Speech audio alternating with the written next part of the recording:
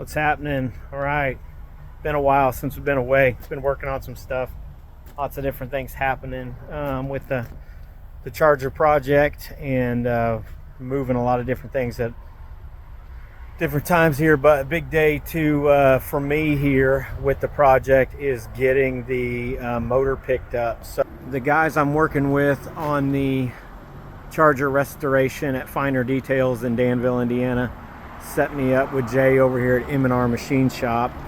And so today we dropped this motor off a while back, and I want to say gosh, I don't even know when he dropped it off. Today's a big day because we got it picked up. So kind of crappy looking in color at the moment because I asked him not to paint it. So kind of crummy looking in color, but I asked him not to paint it.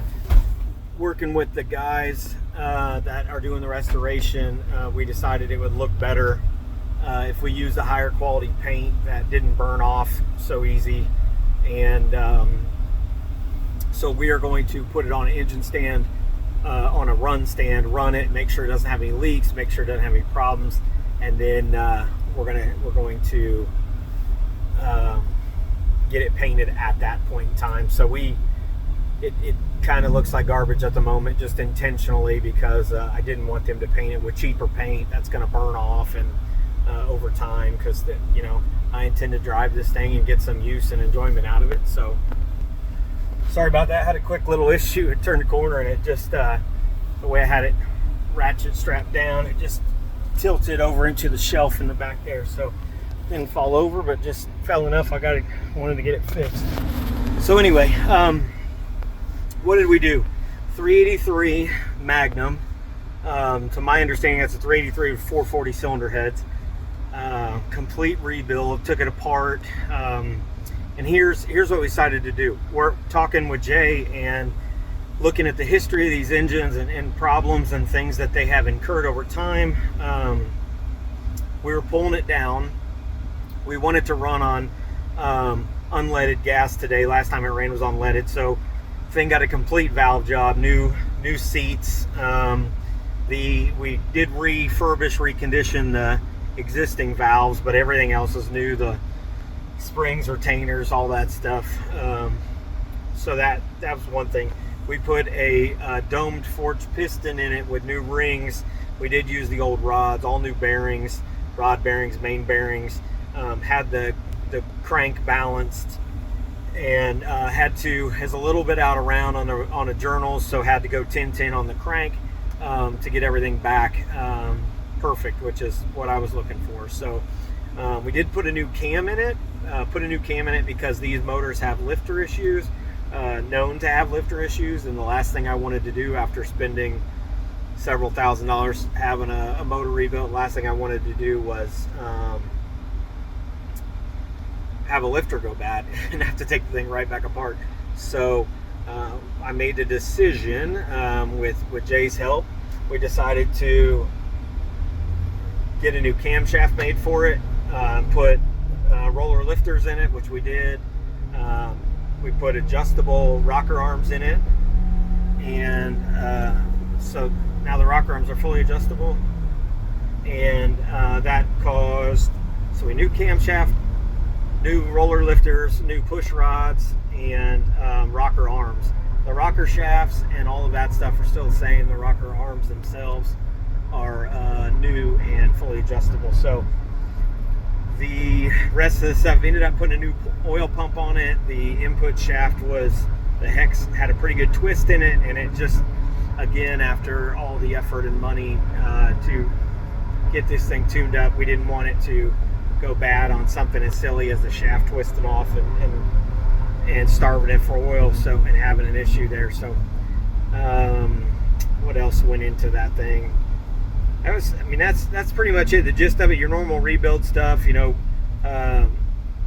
bored and honed. I think Jay said it's 30 over on the bore, which I'm not sure what it was prior to that or what stock standard is, but the exterior appearance of the engine is still 100% like it was all new gaskets and all that stuff.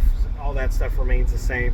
I'm gonna have to figure out what we're doing for ignition on this. I found the old Magneto distributor, but it hasn't been serviced or anything like that. So I'm gonna look into what I want to do there. Put a new mag on it with like an MSD system maybe, or put the old one back. I don't think I'm gonna put the old one back. I really want to just be able to go out, for the most part, crank this thing up and drive. And if I want to go on a 3-hour road trip to another state to visit a friend, I don't really want to worry about it breaking down or getting hot or any of the things these ignition systems and carburetors were notorious for back in 50 years ago. So anyway, I got to figure that out. Several Facebook groups I found, a lot of guys, the Mopar B-Body page, if you're on Facebook, has been a wealth of knowledge and suggestions and different things. People on there appreciate if you're on that page and you happen to see this, give me a like or a thumbs up or something so I know. But those guys have been a good help on there. Currently, I'm going to do another video next week because they're coming to get the car, but over time here, I've gotten the car completely stripped down to the body, to the bare body, the core, and finer details. Justin, somebody, I think it's Justin, is coming to get it on Monday, Tuesday next week. They're going to come pick it up, and they're going to do the last little bit of prep work that it needs done before it goes to acid dip. I was just going to take it to acid dip myself, and we were talking about it, and the last thing I'd want to do is have those guys get it all ready to go, get it dipped, and then call me and say, hey, this thing's ready to be picked up, and then they don't have shop, space in their shop for it. So went over and kind of hashed out a plan with those guys. So they're going to come get it from me. They're going to do the final prep work, some springs that have to come out and some clips and things they've noticed in the past can be a problem if you don't take them off. So they're going to come get it, prep it. They're scheduling the dip with I think it's Pro Strip Indy is what it's called. It's over by the fairgrounds if you're familiar with Indianapolis. But Justin and Ben are going to work together to get the thing dipped and on a timeline so that Justin's guys are ready for the car when it comes back, and then we're just going to go full speed ahead with the body work as soon as they get it back. So I have no idea what this timeline looks like. We don't know when they dip this thing. We don't know if it's going to fall apart. we don't know what's going to be what. So there's some body work has been done, but not necessarily to the quality that we'd like it. So some of that stuff's going to have to be redone. I'm not sure how much of it was bondoed or how much of it was welded or what is of the quality that we're looking for. So looking forward to the acid dip there. So anyway, we've got the engine now. We'll get a plan on that. Hopefully I can get an update going with there with the getting it on the run stand and then getting it painted and starting to figure out all the rest of the stuff that goes along those lines to get this thing moving along. So anyway, it's an exciting step here. I know that the car hasn't even gone to acid dip, and I have the engine back from the builder. It's kind of an out of sequence scenario for most people. I just had to get the engine out of my garage, if you want to know the truth. My wife parks in the garage in the wintertime, and I had stuff scattered everywhere, and I just thought, what the heck, let's just go ahead and get it rebuilt. It'll be out of here, it'll be in somebody else's shop, make some progress. And quite frankly, I just needed a win personally with this car. It has not been recovering this car from the original guy that was supposed to rebuild it, and didn't do much, and taken 3 years after my dad died to get the car back from the guy, and then the nasty nature that it got to before I got any sort of movement or action out of the guy. Just it has not been a fun sequence for me, and this is, I want this car to be, I want it to be good memories and positive memories, and for a minute there it was the bane of my existence. So it's a little bit cranky to be around dealing with the hunk of steel or whatever you want to call it. I used another S word there for a while, hunk of something, but anyway, this is a win. The engine's rebuilt. It's a box I can check and say something is done. I don't care how big or little it is.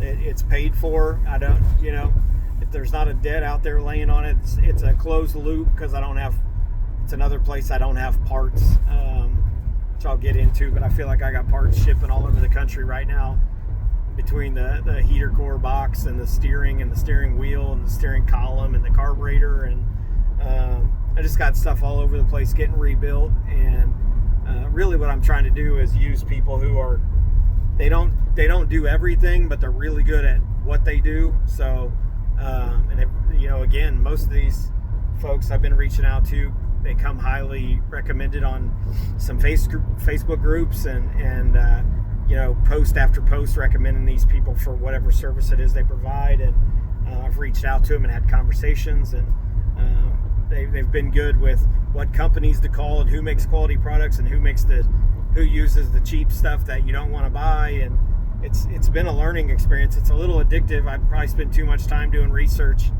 but I only want to spend the money once. I only have the money to spend once. So anyway, that's probably enough for today. Long-winded. I want to try to keep these under 10 minutes, but looks like I'm a little over. So anyway, happy trails. It's a good day. Got the engine back, and it's totally rebuilt and should be better than it was before. Thanks.